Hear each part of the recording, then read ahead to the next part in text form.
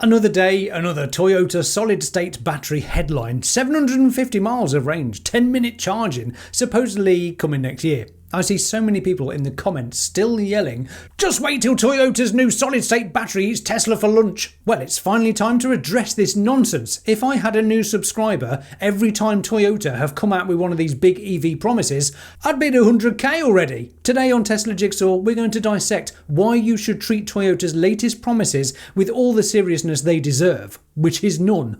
Toyota have been working on solid-state battery technology for a very long time. They hold more patents in this area than any other company, over 1,000 of them. Tesla, on the other hand, gives its patents away to the industry for free for the greater good. The greater good. Not so Toyota, who apparently want to keep tight hold of their secrets. They've built prototypes, they've demonstrated the tech in concept cars, and there is genuine laboratory development happening. The real issue is that they've been stuck in this awkward middle stage for well over a decade. The timelines keep slipping. They were talking about solid-state batteries seriously as far back as 2010. At one point, Toyota said the first solid-state EV was coming in 2021, then 22.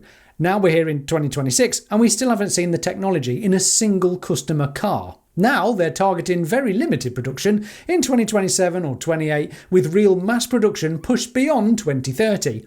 Every couple of years we get the big flashy headline, the automotive media gets excited all over again, and then not a sausage, not even a solid-state sausage. Despite all the nonsense thumbnails claiming Toyota's solid-state battery EV is coming, but the reality is no production vehicles using the technology exists today. Toyota's own roadmap still puts the first commercial model in the 2027-28 timeframe, the first vehicles of which are expected to wear the Lexus badge, where the higher price can cushion the early costs. Oh, it's still not going to be an affordable technology then. Great plan. And while they talk about ranges over 1,000 kilometres, these are still engineering goals, not certified specs on a car you can actually buy. In the meantime, their actual electric vehicle on sale today, the BuzzForks BZ4X, has been nothing short of a disaster in the marketplace. In some months, its sales in the United States have fallen by over 90%. It has also struggled badly in Europe, where it constantly ranks amongst the worst-selling EVs from major brands, and in China, where it has sold only a few thousand units total against fierce local competition. It's expensive, the range isn't class-leading, and it just doesn't feel like a car that Toyota poured their heart and soul into. It feels like an afterthought, an almost deliberately unimpressive EV. This is especially disappointing when you consider that Toyota actually had a head start.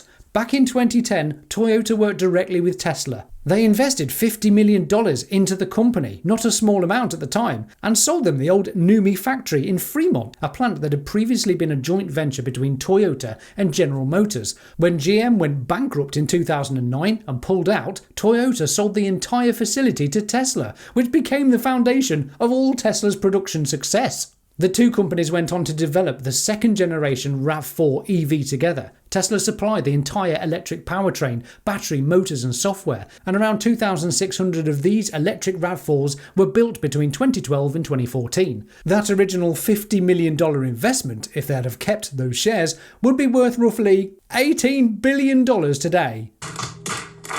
That must sting a little. Perhaps that would have been enough money to bring about solid-state batteries to the mass market. Who knows? Back then though, it looked like a smart move that could have positioned Toyota at the forefront of electric vehicles, but it didn't last. By 2014, Toyota began selling down their stake. By the end of 2016, they had sold every single share they owned, and that development partnership quietly faded away, while Tesla went on to scale up production, refine their technology, and basically force the entire industry to take EVs seriously. Meanwhile, Toyota chose to double down on what they already knew best: hybrids. That decision looks increasingly questionable with every passing year. When Tesla launched the Model 3 and the Model Y, the whole automotive world had to react. Toyota had the engineering talent at the time, the global manufacturing scale, the dealer network, and the brand reputation to potentially become one of the strongest legacy automakers in the pure battery electric space.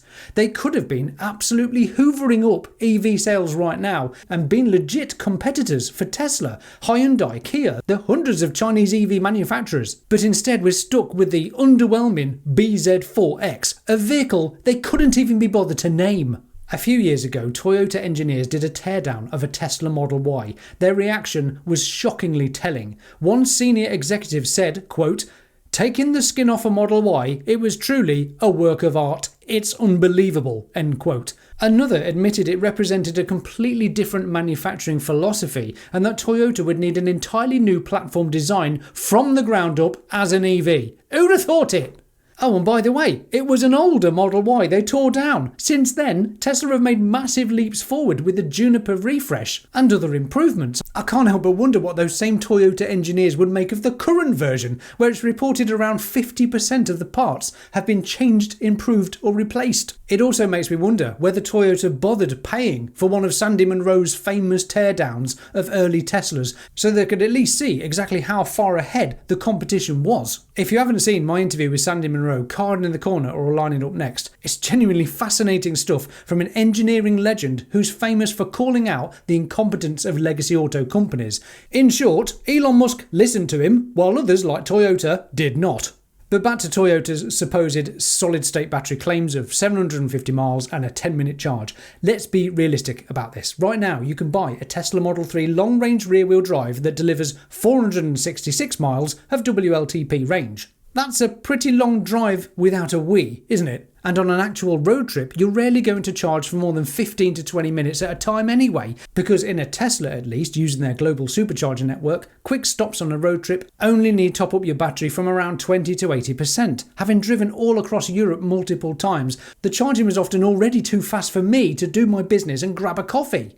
So is 750 miles of range and a 10-minute charge really the revolutionary game changer that Toyota are presenting it to be? In my humble opinion, and living with shorter range rear-wheel drive Teslas, no. For the vast majority of drivers, 300 plus miles is already enough between charges. How many people are honestly driving more than 300 miles without stopping for a proper break or getting to work or back home to charge? Perhaps it would be in Toyota's interest to start on their global supercharger network instead of kicking the can of false promises down the road. Don't get me wrong, I still have a little respect for what Toyota originally achieved with the Prius. I remember my first time in one very clearly. I was working on cruise ships at the time and docked in Victoria, British Columbia. A little bit wobbly after some tapas and sangria, we headed back to the ship to start work. We climbed into a Toyota Prius taxi and it took off so smoothly and quietly that it literally left my brain where I started. It felt like the future had arrived, and in many ways that was just the beginning. That though was 22 years ago. The Prius proved that electrified powertrains could be efficient, reliable and practical for everyday use. It genuinely started the whole conversation about moving away from pure petrol cars. However, the automotive world has moved on dramatically and pure battery electric vehicles have become the clear direction for the future. Toyota's long reluctance to fully commit to that future has left them playing catch-up.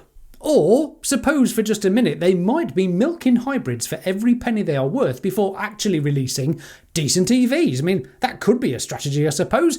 Let me know your thoughts about that in the comments. But one more thing to mention, one of their hydrogen engineers, the chief engineer on the Mirai, even admitted years ago that, quote, Elon Musk is right, it's better to charge the electric car directly plugging it in, end quote. Yet despite that, Toyota continued to pour huge resources into hydrogen vehicles while the rest of the industry raced ahead with batteries. Toyota are brilliant at what they do best. Incremental improvement and perfecting existing technology. That's why their hybrids make them so much money year after year. But the EV transition required bold risk and rapid scaling, and that's simply not in Toyota's wheelhouse. I'll believe Toyota's solid-state battery miracle the day I see them actually selling cars in meaningful numbers to real customers. Until then, it's just another headline in a very long pattern of promises that never quite seem to materialise. What do you think? Are you still holding out hope for Toyota's big breakthrough, or have you written them off in the EV space? Do share your thoughts in the comments below. And here's that Sandy Munro interview I told you about. Must be good as it's my highest ever viewed video. Give it a watch and let me know what you think of it in the comments over there. I'm Will, this is the Tesla Jigsaw. Thank you patrons, thanks for watching. Bye for now.